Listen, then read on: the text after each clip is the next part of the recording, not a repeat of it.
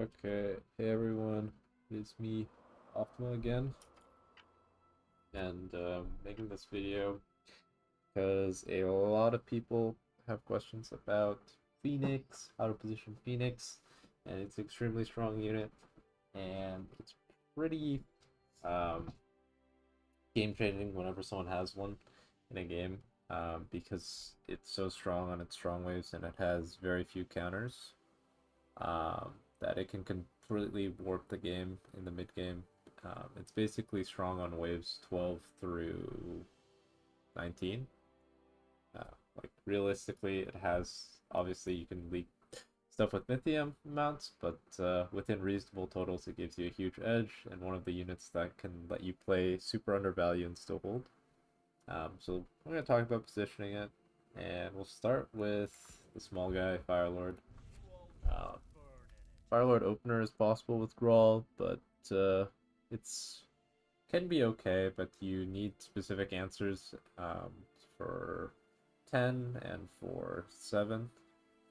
You need like Pierce damage, Arcane. Um, and of course you have to play Grawl opener, which depending on your tier 1 can mean you're playing 4 workers, and depending on your mastermind as well. So I don't necessarily recommend it, but if it happens, it's important to know how to position it. So usually the first wave that matters though is wave 8. Firelord is a pretty good answer on wave 8 and wave 9, and it's not horribly useless on 10 either, as a tank. So on 8, you're bored, presumably. Let's just show the positioning with like a bunch of tanks. So usually what I like to do is I'd like to keep the Firelord on the wall, and I'll explain the reasoning for that. But basically it's if you have tanks or a common, like if you have like a unit that is a melee unit, um, could be like Kingpin is oftentimes a good case. Like if you have a melee unit on the wall and your Phoenix isn't on the wall, the split oftentimes will hit your Phoenix before hitting the prioritizing the melee units on the wall. So ideally you don't want that to be the case. Sometimes it could be true that you do want that to be the case, but in general, we keep Phoenix on the wall. We want him to tank one side of the wave and then be super strong in terms of damage on the rest of the wave. Um, so let's just use some melee units. What I like to do is half up with a melee unit, and then I'm just gonna add a bunch of values so that looks okay. Because usually you have some tanks behind him. Ideally, you probably have some damage as well. Um, and then I don't know. I'll just send some stuff, but the important thing to look at is like the split. So the idea of Phoenix is like you always want to take advantage of its passive in that when he takes damage, he loses his mana and he starts dealing way more damage. And ideally, you don't want him to die, which is why sending something like someone does have a Phoenix, like spamming tanks is not a bad answer if they have no damage. Besides Phoenix, obviously if they have damage, then uh, the the this tanks might not be as good. You maybe need to send damage to try and break the threshold, like playing on like the mana, because the Phoenix needs a tank to be useful. But if it overtanks, it dies. It's not very useful. So this is a pretty classic positioning. On wave 9, a very common scenario, and one of the units it has really good synergy with is the where's that bad boy? The Elite Archer. Uh, Elite Archer is basically a god on Pierce Waves, and so like 7, 8, 14, 12, 17, anything where you might think the Phoenix is weak, the Archer is extremely strong, and anywhere the Archer is weak, 13, 18, 15, the Phoenix is extremely strong. So this synergy is insane, and a common case is like you have Elite Archer as your opener. You're never really worried on 7 and 8, presumably if you have some other decent units. So a decent answer for Archer is to get Phoenix out on 8 or 9 as a solid answer to like a classic 9 sen against Archer is like Archer in the back so that I don't change the split. It's like Mole and I don't know, some stuff, maybe like Mole Brutes now or something. That's a reasonable send. Your board probably doesn't have 5 Heart of None on it, but to illustrate a point, you can see that the Phoenix can tank decently well, against half the wave. If you have more damage, obviously, the more realistic thing being that you would be able to kill this left side. The Phoenix could regenerate in time, and then the tanks will tank the split for it while it keeps dealing damage. And then you basically added a strong single target unit to fix out your archer on 9. And then there's some stuff on 11 where you can have the Firelord tank really well. I haven't really sandboxed it a lot, but you can feel free to practice it. I would imagine there are some positionings on like 11 where it's very useful. Like if I had a guess, hold on, I'm gonna sell these 30 hardened or whatever. But in general, the half up split is pretty solid. There's some ways where it'll change, and we'll talk about that. In terms of Phoenix's strength on 11, Phoenix itself isn't really that much as amazing as you would think a magic damage unit would be on this wave, because it's actually like extremely squishy, and when the whole wave can hit it into like quickly after your tanks die, like it can die way faster than you want. It might be your best answer to the wave anyways, but if you do have other options, like there are better things to do than build Phoenix oftentimes. I'm gonna just give myself a lot of value to make this look a little more reasonable. So like one idea for how to protect the Phoenix a little bit is you would put a melee unit here. This is a lot closer than you would do it on melee waves. On melee waves, this Firelord would basically not tank. This thing would run up, and then all the tanks behind would run up in time. But on raid waves, the way it works is that the Phoenix should probably tank like, I don't know, 1 or 2, or just, you know, everything on the left. That can work too. But I would imagine there's some positionings where you can get your Phoenix to like split tank really well on wave 11. You could try some, or your Firelord to split tank. If you have a Phoenix, then you don't need to worry about this. Phoenix can actually tank half the wave. It's a big boy. But now my Firelord doesn't tank anything. It's tricky. I'm sure someone out there has the perfect positioning, but let's move on to waves that matter, so like wave 12. Again, if we have this half up split, it's usually pretty solid, and the reason why we don't need to worry about anything is the only counter to like Phoenix usually early game is 4 eyes, and you can't send a 4 eyes to the left without sending 2 of it, or sending a more expensive mercenary than a 4 eye, like a Shaman and Needler. So, like, if someone sends double 4 eye versus this, then, yeah, one of the 4 eyes does go on the Phoenix. You can see one pushes the 4 eye to the left. But in most cases, on wave 12, people don't have that kind of Mythium. So maybe, like, something like this is their send, and your Phoenix will be giga chilling with the higher split on the right with the melees. You can just tank this half wave and pop off really hard. Even on wave 12 where, you know, it's Pierce Wave should kill the Phoenix relatively fast, but yeah, Phoenix is just a giga beast unit, and you can hold pretty reasonably. I would say, I mean, this board is like very good on wave 12, and we're basically on value, so it's not the most ridiculous thing, but on wave 13, this is probably Phoenix's strongest wave, so if you do have Phoenix and you can force the mid game to be about who holds wave 13, you know, you go like 10 to 13 or something, it's really strong. And we talked about, the thing is, like, even on wave 13, getting double 4 eyes is pretty hard. So like what you see a lot of people do on wave 12, like if they have some sort of build that looks like really good on 12 and really bad on 13, is they just full shift and give you the impression that make you forced to play around Phoenix. If you're looking at their board, you see they didn't add anything on 12. Likely they shifted for Phoenix, and you have to send around it. So, like, basically forces you to send double 4 eye, and if you don't get double 4 eye, then you're risking them just like full holding. But if you get double 4 eye, then it counters this positioning, right? So then, what Phoenix players need to do to adapt is that they can use a little tech, as long as you have a ranged unit with like some reasonable amount of range. You can do this.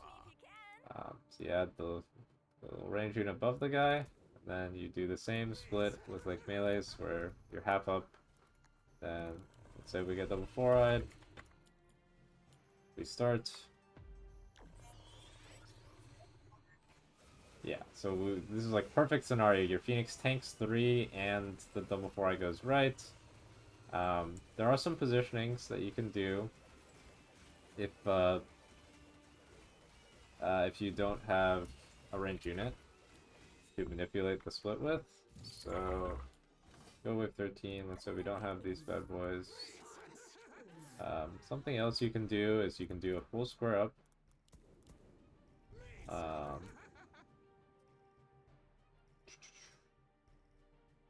Honestly, sometimes I forget this. Like, I feel like you can do something like this against double four-eye. The risk being your Phoenix tanking less creeps. Okay, well, that is not it. Honestly, I haven't done this sort of positioning. This was what people used before the range units tech that people discovered. So, haven't done it in a while. Let's see. Okay, yeah, this is just a full square up with more stuff. So, but the only downside is you only tank 2 with the Phoenix. So obviously not as clean as with the range unit, but you know, dodging double four eyes is still way better than getting your Phoenix four eyes. And basically having a Phoenix on your board basically guarantees you kill at least 3 of the creeps. Phoenix is just so insane on 13. And these positionings also work on 14, where Phoenix obviously does less damage, but it's still important that your Phoenix split tanks well. Like, it's not perfect again, like the split is really small, but I mean, if it keeps your Phoenix alive and your Phoenix is important to your board, then it's perfectly fine. Next thing to think about with Phoenix, the next wave that usually matters is 15. On 15, there are a couple scenarios. One scenario is that you already have Phoenix on your board, and the enemies know you have Phoenix, and they'll try and send to kill it, just like they do on like 13. Generally, people don't play around you shifting for a Phoenix on 15, because it's less game breaking in terms of like literally holds the wave no matter what for free. But yeah, similar positionings work. So we can do something like with our 2 melees. So let's say they knew we had a Phoenix. Just do this positioning or something. Let's say we didn't do the range unit positioning or whatever. Hold on, I'm just gonna give myself 1 million value real quick.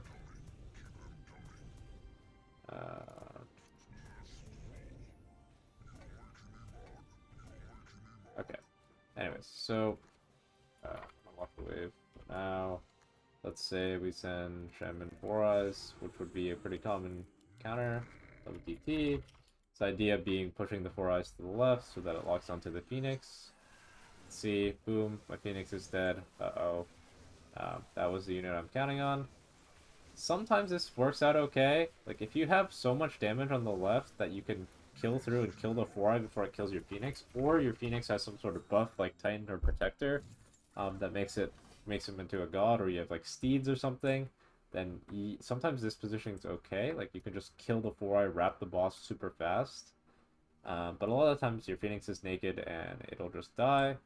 So in terms of how to protect it, since 15 is a split shot wave, you can kind of just cheat, and if you have like a cheat melee tank, let's go back to Divine.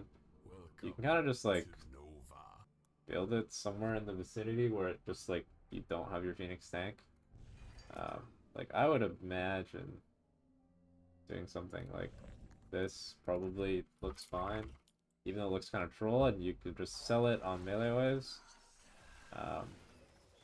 But theoretically, the Phoenix should split tank anyways from the split shots. And it's not perfect, but you can see that my Phoenix is dumping its mana and still being very efficient. It's not perfect because none of the main attacks are focusing it, but I'm still gonna hold this send. I'm obviously way overvalued, but you can see that Phoenix still does the job even when it doesn't tank. One positioning that I had tried a couple times to counter this, and sometimes it works, sometimes it doesn't, is you put a melee unit here, and I used this in the Nova Cup and it worked pretty well. But basically the Chain Fist is supposed to walk up and tank the 4-eye shot, and then the rest of the tanks come up in time. Obviously, as you can see, it doesn't always work, etc., etc. So, I mean, the safest resolution is always the ranged unit tech, and I mean, I suppose I'll do it with Archer here. Well, now I'm just like super overvalued, but fine. So if we start, this is the same position as we used on 13 to dodge the double 4-eye. You can see that their Phoenix is just giga safe. It's not really tanking very many split shots, which kind of sucks. But honestly, having a DPS Phoenix is like pretty acceptable compared to your Phoenix dying, depending on your situation, obviously. I would imagine that you can also play this as just an even split.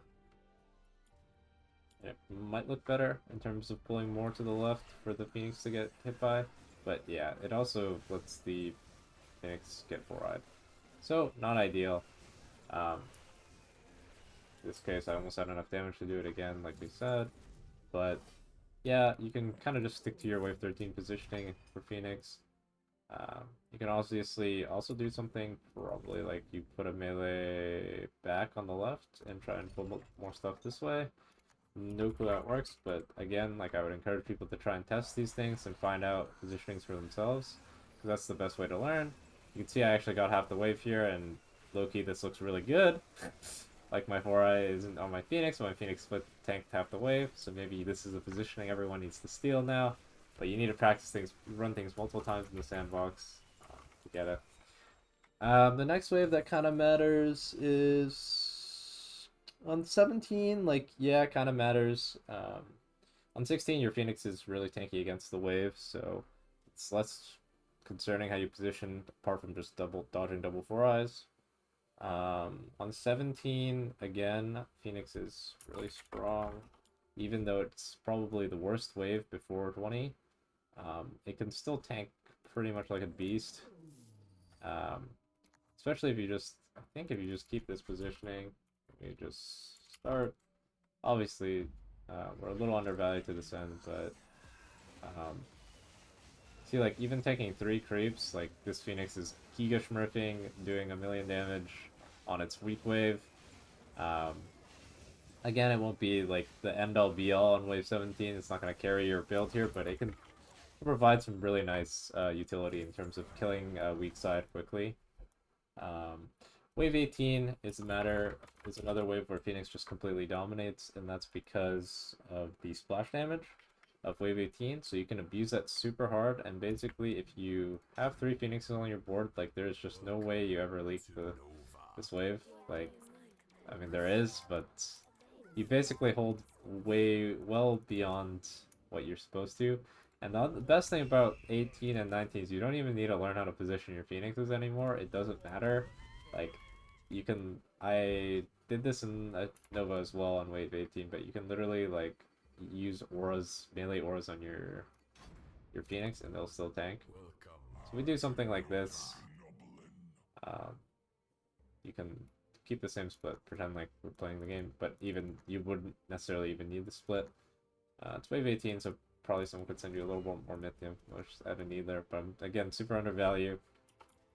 If we just start, basically, that's your Phoenixes, like, they just get splash damage by the wave, and you can see they're losing mana every, like, third hit from the golems. Obviously, I have, like, not enough melees to stop the split from coming in quickly, but you can see how they were losing mana and tanking extremely well, even while I'm, like, completely undervalued.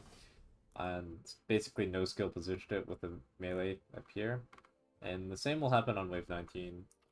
Show that as well. Here, maybe I'll just turn these all into golems so that the value looks a bit better. And just run it.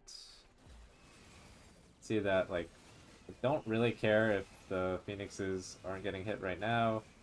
We just hope that the split shots hit them throughout the wave. My split is maybe a little high and probably something worth fixing, but you can see now they're like playing the game without any health basically, and they are doing an insane amount of damage on a wave where they should theoretically be weak. So again, on wave 18, wave 19, you do not need to greed your Phoenix nearly as hard. You can kind of just let the wave kill it for you. But let's run a situation where we didn't have that split. Generally on 18, you could probably just do a full square up with the melee. And, again, you can get your Phoenix 4-eyed, but usually with a melee unit that's that close, it probably won't. But yeah, generally a 2-4 split is pretty reasonable for the Phoenixes, especially if you don't want to abuse the, like, if you aren't putting a melee unit literally right next to it. But you can see how all my Phoenixes are like low mana for fun, just because of the splash damage. Let's just do this without the Butcher, just to show. Yeah, Phoenix can still tank some of these bad boys. Like, it's still a pretty tanky unit on this wave, and if you have enough damage, like 3 Phoenixes, for example, you can kind of just do this. You can also, you don't have to literally put them both on the wall, you can put them in the third column, for example. Maybe it'll tank the split a bit better that way, but you can see they're literally not tanking anything, but besides the splash damage, doing 1 bajillion damage on 18 for fun. And yeah, it's basically Phoenix. It's extremely strong unit, but extremely positioning based until we get to the split shot and split splash damage waves, where you don't need to be as precise. Yeah, like I mentioned, like normally you would never build tanks very close to your first Phoenix on like earlier waves. The closest you've ever want a tank usually is probably like this spot. So like anywhere closer is probably like a no-go. Like probably just build behind this line, or else your Phoenix won't tank enough, basically. Yeah, and all these sorts of things change depending on what units you have behind your Phoenix to support it. Do you have a lot of damage? Do you have a lot of tanks? Etc. etc. So things to think about, but hopefully it gives you a good start on what to do with Phoenix.